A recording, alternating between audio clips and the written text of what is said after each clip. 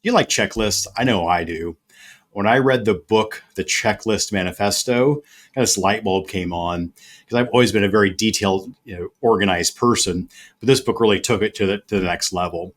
And so in my 20 plus years of financial planning, I've made a lot of checklists. So today we're going to talk about the checklist challenge. I put 34 things in this checklist you need to go through to make sure you're going to be ready for retirement. Let us help you reach your peak in retirement. It's time for Your Retirement Elevated. Hey, it's another episode of Your Retirement Elevated. Walter here alongside Scott Dugan, of course. And yeah, talking the checklist challenge. Is this going to be like the ice bucket challenge, Scott, where I've got to dump ice over my head at the end of it? Hey, we could go viral if we combined the checklist challenge with something zany like that. I should have thought more about this. So definitely not going to be as shocking. Take the hot coffee and pour it on your. Do that unless you're in McDonald's drive-through, and then you make money. But no stress today. Going to have a downloadable checklist to go through and see if you are prepared. See what your score is at the end. See if you're truly prepared for retirement, or is your plan really on track? Yeah, here's the cool thing. We'll put a link to this checklist in the description of today's show. So as usual, go check that out, and you can truly follow along with this checklist while we do the episode even, or take your time to do it later on. But we're going to provide this for you so that it's very easy to use. And actually, what's cool is the PDF version has some fill-in-the-blank sections, and you can actually do them in your computer, so you don't have to even print it out and do it by hand if you don't want to. But just thought I'd throw that in there, Scott. But very, very handy. And again, the book that I highly recommend is the Checklist Manifesto. And I know we'll put a link in that as well. If you're a detailed person, you like to make checklists and have satisfaction by checking things off, it's a great book and really can get you really honed in on a lot of areas of your life. Today, we're just going to happen to be talking about your retirement life. All right, so we're going to get to some of the specific items on the checklist here in a few moments, but I think it's first really important to understand, Scott, that yes, you want a comprehensive plan, and we talk about customization a lot, but at the same time, there's a lot of similarities between folks when it comes to them planning for retirement or worrying about their financial futures, and a lot of people really share similar concerns with one another, and I don't know, I take some comfort in knowing I'm not going through the journey alone. Definitely, and I'll be the first to tell you, nobody is laying awake at night going, life would be so much better if I had a comprehensive plan. No one. No one. And my industry does the awful job of going, we're comprehensive, we're complete, we're all this stuff. Really, when the bottom line is, when we're getting ready to retire or retired, the conversations we're having are revolving around something like, hey, have we saved enough? Are we going to have enough to retire and still do the stuff we want to do? Another question may be, hey, we've been in our 401k, the stock market's, done well for us, but what happens if we get a downturn while we're retired? We're not putting money in, and now we're living on that money. What happens then? Are we going to be able to handle that? A big one right now, it's probably my 20 plus years, is a change in politics or policies. How's that going to affect us? I think those are real concerns, whether they're overstated or not, I think are on people's minds. Another one, what happens if tax rates increase, while we're retired? And increased tax rates mean less money in your pocket. And less money in your pocket means, can we do the things that we want to do? Is our money going to last if we're giving a bigger percentage to the government when we planned on maybe having more of that in our pocket? And I think one of the final ones is, hey, what if something happens and one of us needs some sort of care? What if we need to go into a memory care facility because one of us has dementia or Alzheimer's? Those are the questions that people have. Good planning brings those to the surface. Let's just have discussions about them, but ultimately look forward and say, if these things happen and if they're important to you, can we put a plan together that can help mitigate those things or at least make it more palatable? That's what planning does, is isolates what's important to you figuring out, is there a plan to put in place to mitigate that? And if there's things that are, out there that we can't do anything about, embrace those and know, hey, if we encounter those things, we'll have to make adjustments at that time. And so again, I think it's all about going from your current situation to your ideal situation. Planning gets you closer to your ideal situation by letting you figure out what that is and what may be the best way to get you to that ideal outcome or situation. And this checklist helps guide you through that process. Yeah, what easier way to implement a plan than throwing together a checklist and walking through it step by step. And so, yeah, you broke this checklist down, Scott, into some great different areas that reflect the various areas that you use, the structure that you use for putting together those financial plans for clients. Yep. Income is a math problem. It's how much money do we have coming in? How much money do we have going out for expenses?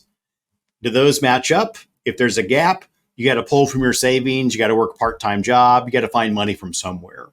So this first step is take inventory of what you have, take inventory of what you spend, and take inventory of what you have saved. And working through that math determines, can you be in a work optional situation? Because it is all about the income and the paycheck you get once you retire. Yeah. So what are some of these key checklist items? I know we won't cover every single one here on this list, but some that catch your eye the most that people would find intriguing. I think that it's our clients don't live on a budget. Okay. But our clients have a good idea of what their expenses, essential expenses to live their life, and what's the discretionary expenses. What are the fun stuff? But having a good idea of what that cash flow looks like, and we maybe check on that once or twice a year. That section of going through, and here's a really quick and easy way to do it. Obviously, fill this out. But if you take your bank statement or your credit card for the last 12 months, that's going to help you dive in and get your expense, or what we call your burn rate.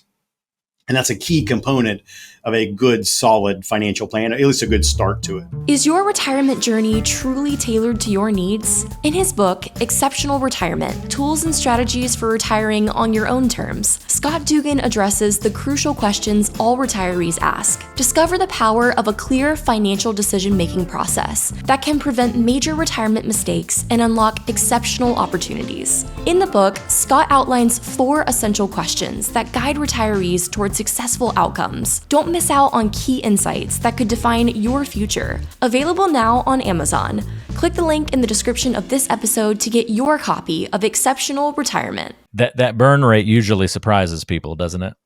A little bit more than they would anticipate. I can tell you, after 2 decades, if people take a guess, they're usually 10 to 30% low. Okay. They actually spend. So to go ahead and just automatically do that in your brain, right? You're thinking right now, I think I know how much I spend each month. Just add 30% to it to be safe. Yeah. Now I'm gonna give we're fortunate, a lot of the families that we are fortunate enough to take care of and work with come from, we have a lot of engineering backgrounds, business owners. So most of the time they've got a pretty good idea of what it takes to live their life. And they like spreadsheets. They like checklists, don't they? They like spreadsheets and checklists. And, that's how we function internally. But yeah, more so it's how do they arrange things to make sure that paycheck still comes in to satisfy those expenses. So yeah, that income planning is foundational. And until you get that really settled, it's difficult to move on to those other pieces, like the medical and healthcare. Medical care is important. The cost of healthcare is making people either work until 65 or work until they're 63 and a half and then staying on COBRA and getting to 65. Maybe one spouse continues to work so they can both be covered. But it's a decision point right now of people, they really quantify, hey, how much is really going to cost me? And a lot of times it's the unknown that scares people. We were with a client just last week. I can tell that her career is starting to weigh on her. And she's really starting to think, wow, maybe I do want to retire earlier than 65. But at that time, she was thinking, well, I've got to keep going because I don't want to spend as much money as I think it's going to cost.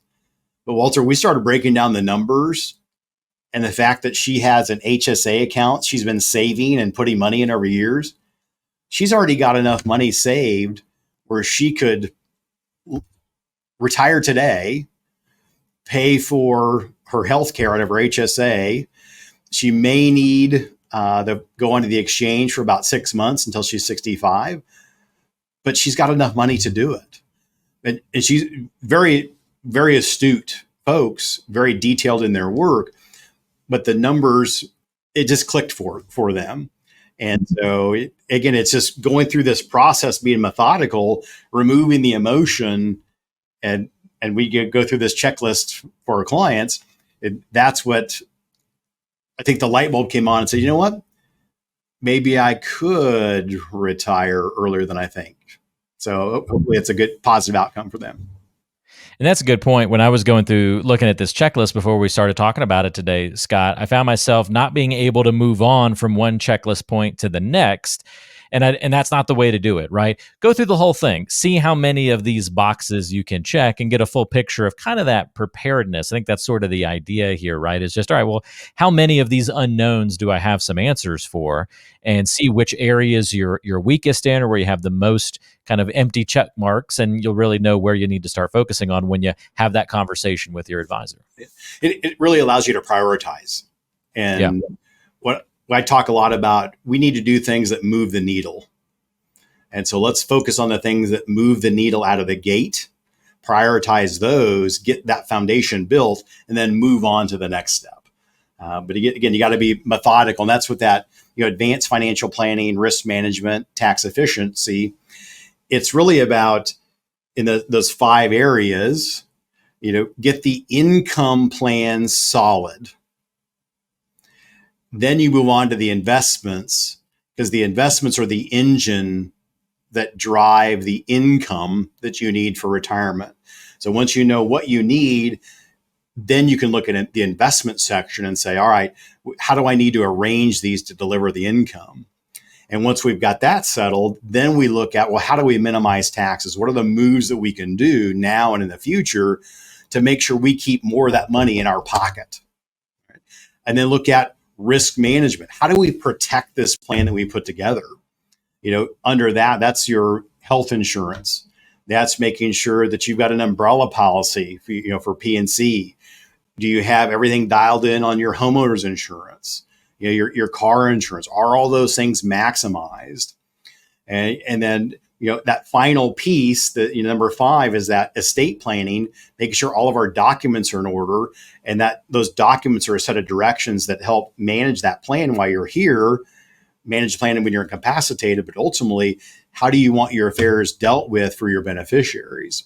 But again, you be methodical about it, go through that, figure out where do you stand, what's your score, and if you don't like the score that you have, then that's where you either dig in, educate yourself to figure out how to bring that score up, or work with a team of professionals you basically strategically delegate to, that'll help knock out and give you a roadmap to follow to make sure that you got the highest score possible on the checklist challenge. Yeah. Hey, even if you get 31 out of 34 and that's feeling pretty good, well, check on those 3 things you missed, because they could be big individual items that are still uncovered in a financial plan. Something as simple as, I don't have my beneficiary designations properly set up. Well, that is maybe one of the most impactful things you can do. So all of these are important to make sure that you can check off confidently. And like Scott said, if you are not able to do so, reach out, have a conversation, and have a professional look at it with you and talk about your financial plan and your retirement and how you can improve it. 913-393-4724. That is Scott's number. And you can reach out to him to have a conversation, or go to listentoscott.com. You can also check the links in our episode description for all sorts of great details and resources to check out, including the download for this specific checklist, so you can follow along on your computer or print it out and work on it from there. See where you stand, and reach out if you have any questions at all.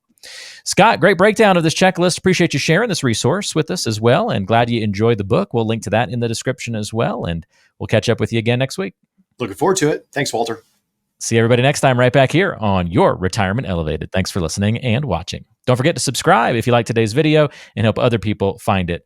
And don't forget to share it with friends and a family so that they can get great education about their finances and retirement as well. See you soon.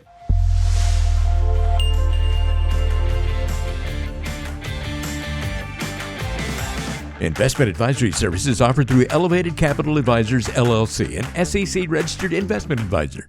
Are you on the path to retirement but feel uncertain about your direction? Don't let myths and misconceptions cloud your journey. Before stepping into a lengthy retirement, gain clarity and confidence with a complimentary financial review. Schedule a conversation with Scott Dugan. It's completely free. Just click the link in the description below or call us at 913-393-4724. Let's start a conversation about what's most important to you as you plan for a successful retirement.